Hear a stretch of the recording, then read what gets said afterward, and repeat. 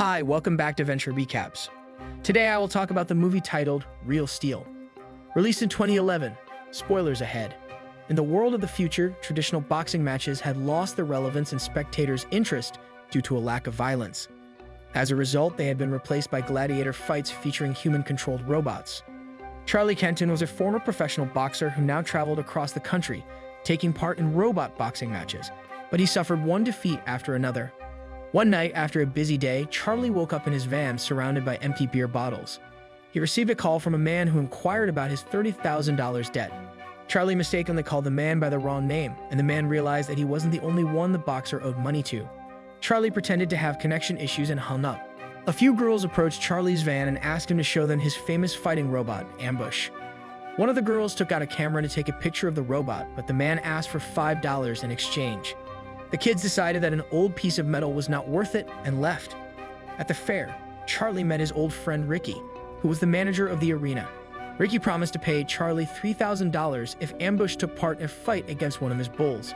However, the deal involved a bull weighing 800 pounds and Ambush's opponent weighed twice as much as him.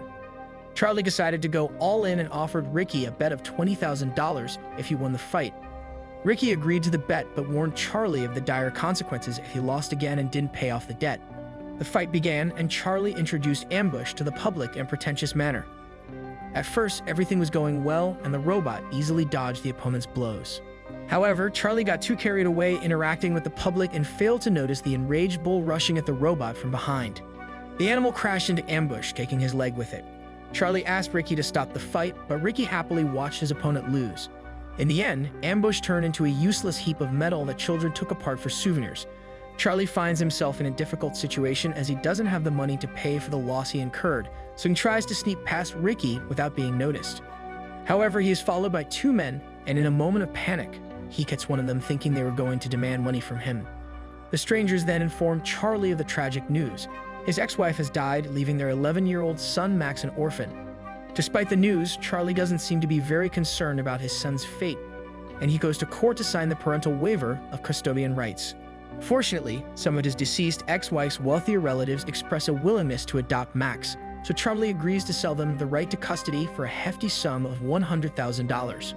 However, as part of the agreement, he agrees to take Max for the summer to improve their father-son relationship in exchange for a $50,000 deposit. Using the proceeds from the sale, Charlie buys Noisy Boy, one of the best robots with voice control from the black market.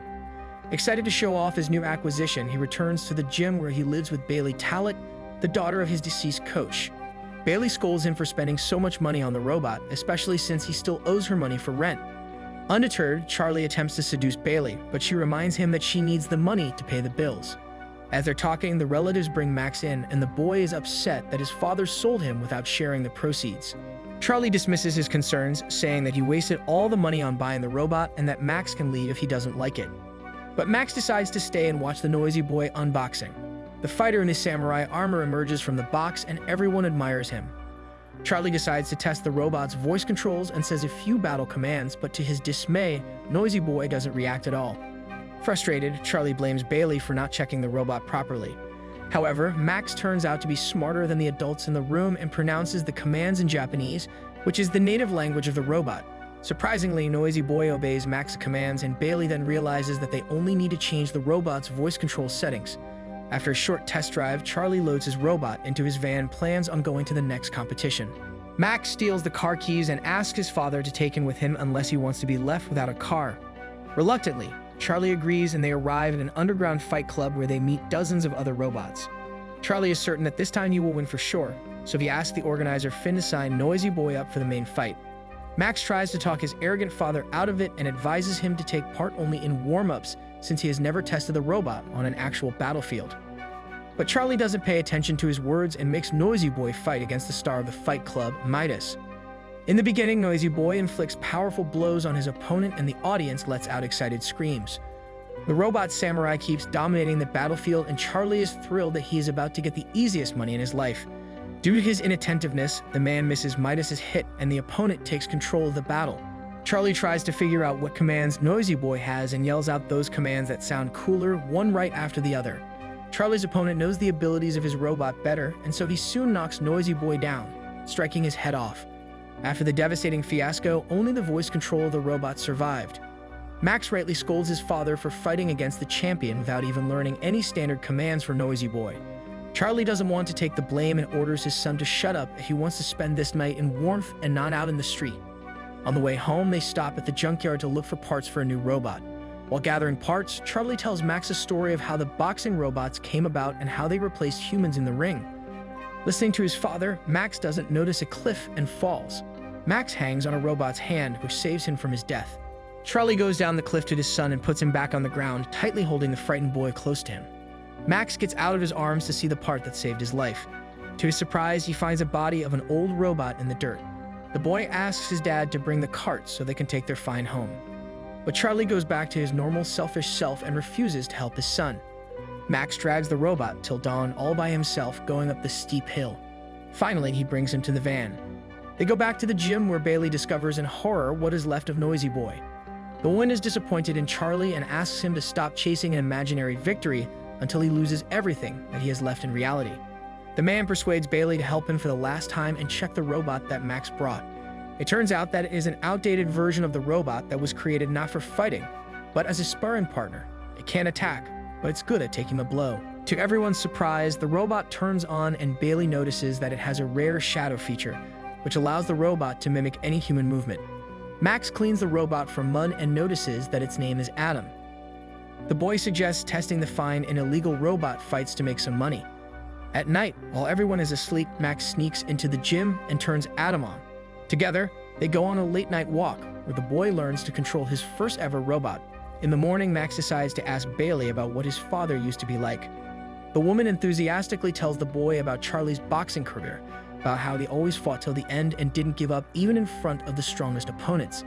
With the advent of the era of robots, no one needed his fighting skills anymore, and he couldn't become a champion. Charlie interrupts the conversation and informs Bailey that he is leaving with his son for Atlanta to find a partner who would buy a new robot. They arrive at the location and Charlie asks Max to wait in the lobby of the building while he goes to look for Finn. There, the boy meets Tak Mashigo, the creator of Zeus, the invincible robot champion. The man assures reporters that Zeus will destroy anyone who fights against him on the battlefield.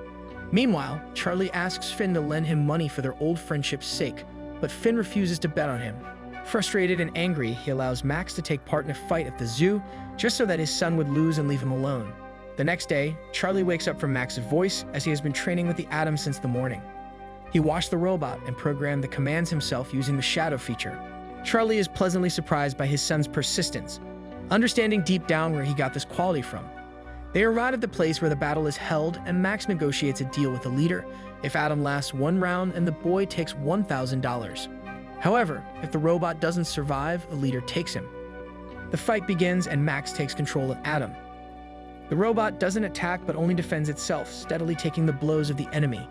Charlie advises his son to move more to maneuver the robot's attacks. But the opponent grabs Adam and strikes him in the head, causing him to fall. The countdown to the end of the round begins and the robot has only 30 seconds to get up. Max orders Adam to get up and he obeys, which means the boy automatically wins $1,000. The leader doesn't agree with this outcome and offers to double the winnings if the robot lasts one more round. Now it is Charlie who is trying to talk his son out of this risky adventure, but Max agrees. The second round begins and Adam jumps and strikes the enemy with a crushing blow, causing the poor fellow's system to crash. Max wins and proudly takes his prize while the crowd cheers him. The next day, the boy continues training with the robot and tries to teach him new commands. When Max gets bored, he decides to dance with Adam and he easily copies all his movements. Charlie approaches them and the boy tells his father that he installed Noisy Boy's voice control on Adam, so now they don't need a control panel. He asks his father to teach Adam his boxing style through the shadow feature. Charlie is initially reluctant and advises his son to make the dance Adam's unique feature in the ring. Max agrees to dance under one condition: only if his father teaches the robot how to box. Thus begins their hard teamwork. Charlie teaches the robot combat techniques from morning to night, and Max begins each of their fights with a dance. Adam gets victory after victory, and the father and son are getting closer and closer. After earning money from small-town fights, Charlie sends part of the winnings to Bailey to pay off his debt with interest. The dancing robot quickly wins the heart of the audience, and he is talked about even in the news. Thanks to the popularity of the robot, Charlie and Max are invited to participate in the Real Steel Champions League tournament. While Max is setting up Adam, Charlie mentally prepares him for the fight and says that all emotions should be left outside the big ring. A manager enters their workshop and invites them to the lodge of Farah Lenkova, the owner of Zeus. The businesswoman is looking for a sparring partner for Zeus and offers to buy Adam for $200,000. The offer is valid until the first round with his rival Twin Cities. Charlie immediately agrees, but Max refuses and leaves the room. Charlie tries to persuade his son to accept the tempting deal, but he asks his father to think about why Lenkova would want to buy a robot for such a large amount of money. Max believes that Adam is special and doesn't intend to sell his metal friend. To the deafening roar of the crowd, the two-headed robot Twin Cities enters the ring. Max leads Adam out by performing a battle dance. The robots start the fight, and within the first minutes of the match, the enemy mercilessly attacks Adam, preventing him from striking back. Charlie then notices Twin Cities' weak point. His right shoulder twitches before every punch. Adam dives under the opponent's arm and begins to deliver devastating blows to the body. After weakening Twin Cities' right side, Adam knocks him out with a kick to the head. The audience bursts into applause. Bailey, who has been watching the fight all this time, also screams with joy. Max runs into the ring and snatches the microphone from the referee. He publicly challenges Zeus, the robot of Farah Lenkova, to fight.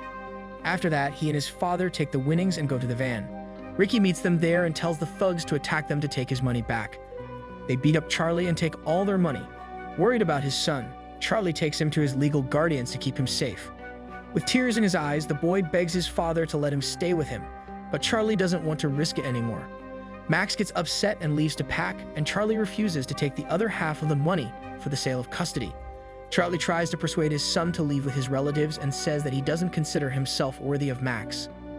As a farewell, Max tells Charlie that he wants his father to fight for him. All the way home, Charlie remembers the time he has spent with Max. He comes to Bailey and lies down next to her, which makes her very happy.